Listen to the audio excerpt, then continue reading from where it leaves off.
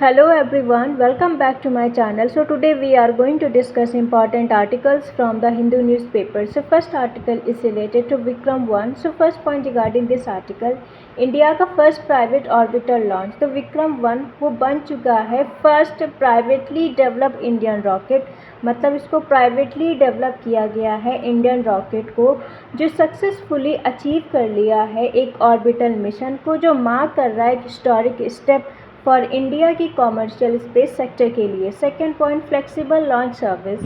जो रॉकेट है उसको डिज़ाइन किया गया है to offer dedicated satellite launches, allow करेगा customer to choose their preference, मतलब उनकी प्रेफरेंस के अकॉर्डिंग वो अलाउ किया जाएगा ऑर्बिट और लॉन्च किया जाएगा टाइमिंग इंस्टीड ऑफ डिपेंडिंग होगा ऑन शेयर्ड मिशंस।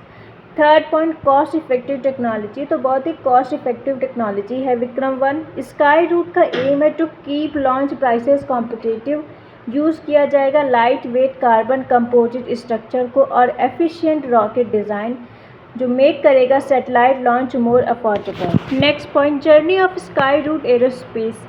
ये इस्टेब्लिश हुई थी इन 2018 में बाय फॉर्मर इसरो साइंटिस्ट के थ्रू। जो कंपनी है उसने प्रोग्रेस किया है through successful engine test and sub orbital mission before reaching its first orbital launch. 5 point, जो ओपनिंग है इंडिया का स्पेस सेक्टर। तो इसने क्या कर दिया है, इसने ओपन कर दिया है इंडिया के स्पेस सेक्टर को। जो स्पेस सेक्टर रिफॉर्म है उनको इंट्रोड्यूस किया गया था सिंस 2020 से, along with 2023 Indian space policy, जो इनेबल करता है प्राइवेट कंपनीज़ को कि आप पार्टिसिपेट कीजिए इन लॉन्च सर्विसेज, जबकि अलाउ करता है इसरो को जो फोकस करेंगे more on advance research and exploration या experiments. Next point, government support for growth. तो इंडिया ने परमिट कर दिया है अप टू 49% FDI, मतलब foreign direct investment in launch vehicle manufacturing में through the automatic route. Encourage किया जाएगा प्राइवेट इन्वेस्टमेंट और global partnership in space industry. 7 point, expanding space economy. तो इंडिया की जो स्पेस इकॉनमी है वो लगातार एक्सपैंड हो रही है, मतलब बढ़ रही है। जो गवर्नमेंट है उसका एम है वो इंक्रीज़ करेंगे इंडिया की स्पेस इकॉनमी को फ्रॉम अराउंड $8 बिलियन से कितना, नियरली $44 बिलियन बाय 2033। जबकि जो ग्रोथ है वो एक्सपेक्टेड है सैटेलाइट मैन्युफैक्चरिंग में, कम्युनिकेशन में, नेविगेशन में और अर्थ ऑब्जर्वेशन में। इसमें चैलेंजेस क्या हैं, जबकि जो विक्रम 1 है उसने शो किया है, हमको डेमोन्स्ट्रेट किया है एक स्ट्रॉन्ग इंजीनियरिंग कैपेबिलिटी को।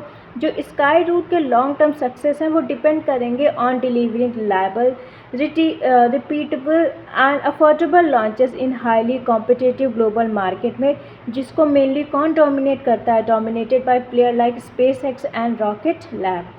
Next point, global competition ahead. तो आगे हमको क्या क्या कंपटीशन देखने पड़ेंगे या फेस करने पड़ेंगे इंडिया को। तो इंडियन का जो प्राइवेट लॉन्च कंपनीज़ है उसको इम्प्रूव करना चाहिए इन प्रोडक्शन एफिशिएंसी में और मेंटेन करके रखना चाहिए कंसिस्टेंट लॉन्च क्वालिटी में, टू कम्पीट, मतलब टू कॉम्पिटिट कर सके with the established international companies और रैपिडली एक्सपैंड करें हमारे स्पेस स्टार्टअप को। तो ये हमारे लिए क्यों मैटर करता है। लास्ट पॉइंट, जो विक्रम 1 है उसने रिप्रेजेंट किया है मोर देन अ टेक्नोलॉजिकल माइलस्टोन, मतलब ये केवल एक टेक्नोलॉजिकल माइलस्टोन नहीं है, ये एक सिग्नल करता है इंडिया का जो ट्रांजिशन है, जो ट्रांसफॉर्मेशन है टुवर्ड अ वाइब्रेंट प्राइवेट स्पेस इकोसिस्टम, जो स्ट्रेंथन करता है या हम बढ़ाता है, उसको इंक्रीज़ करता है इनोवेशन को, इन्वेस्टमेंट को, एम्प्लॉयमेंट को और global competitiveness in the space industry. Next article is related to Uniform Civil Code. So first point regarding this article, MP cabinet clear draft UCC bill. तो फर्स्ट पॉइंट, जो Madhya Pradesh cabinet ने है उसने approve कर दिया है ड्राफ्ट को, जो रिलेटेड है यूनिफॉर्म सिविल कोड बिल से, जिसका एम है to introduce a common legal framework. तो एक कॉमन लीगल फ्रेमवर्क लॉन्च किया जाएगा फॉर मैरिज, डाइवर्स, इनहेरिटेंस और family related matters across the state. Second point, tribal communities exempted. तो इससे ट्राइबल कम्युनिटीज़ है उनको बाहर कर दिया गया है, वो उनको एक्सपेक्टेशंस में डाल दिया गया है, उनको हटा दिया गया है। जो प्रपोज्ड लॉ है वो अप्लाई नहीं होगा ऑन शेड्यूल्ड ट्राइब्स पर, जो रिकॉग्नाइज करता है देयर डिस्टिंक्ट, मतलब एक डिफरेंट कस्टम को, ट्रेडिशन को और कल्चरल प्रैक्टिसेस को। Third, ban on certain marriage practices, तो कुछ सर्टेन जो मैरिज प्रैक्टिसेस हैं उनमें बैन आएगा। जैसे बिल है उसने प्रपोज किया है, प्रोहिबिट कर दिया जाएगा, मतलब स्टॉप कर दिया जाएगा पॉलीगैमी, मतलब आप एक हस्बैंड 2 शादियां नहीं कर सकता है। जिसको डिक्लेयर कर दिया है एक से ज़्यादा, जिसको डिक्लेयर कर दिया गया है प्रैक्टिसेस जैसे कि निकाह, हलाला और ट्रिपल तलाक, उनको इलीगल, जो लीगल पेनाल्टीज़ हैं फॉर वायलेशन, अगर आप इसका वायलेशन करेंगे तो आपको पेनाल्टीज़ देनी पड़ेंगी। Next point, legal divorce process only, केवल लीगल डाइवोर्स प्रोसेस ही वैलिड होगा।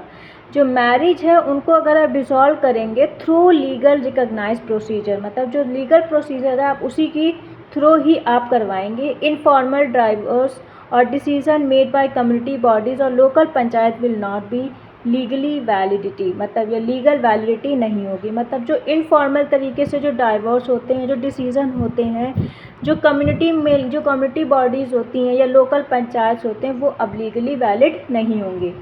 5 point, mandatory marriage and divorce registration, marriage और डाइवोर्स का रजिस्ट्रेशन अब मैंडेटरी कर दिया गया है।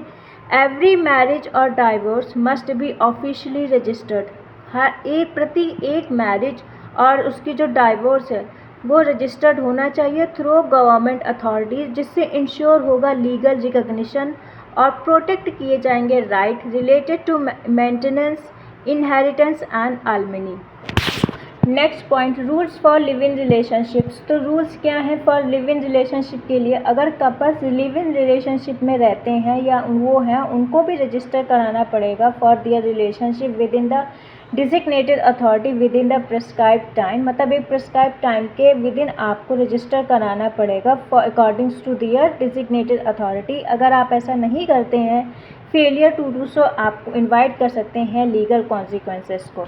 Next point, safeguard for young adults, if either partner in a live-in relationship is below 21 years of age, अगर दोनों में से कोई अगर पार्टनर 21 years of age है तो इन्फॉर्मेशन है अगर आपके रिलेशन के बारे में रिगार्डिंग द रिलेशनशिप में भी आप शेयर की जाएगी आपके पेरेंट्स और गार्डियन के साथ जो हैं, और जो लोकल पुलिस है उनको भी इन्फॉर्म किया जाएगा as per the draft provisions. Next point, right for women and children, rights क्या हैं वुमेन और चिल्ड्रन के लिए। चिल्ड्रन जो बॉर्न होते हैं from registered live in relationship में, वो इंजॉय करेंगे same legal status as other children. अगर जो बच्चे पैदा होते हैं from registered live in relationship, मतलब जो रजिस्टर्ड लिव इन रिलेशनशिप में कपल्स रहते हैं, वो सेम लीगल स्टेटस इंजॉय करेंगे जैसे अदर बच्चे इंजॉय करते हैं, इंक्लूडिंग इनहेरिटेंस राइट्स।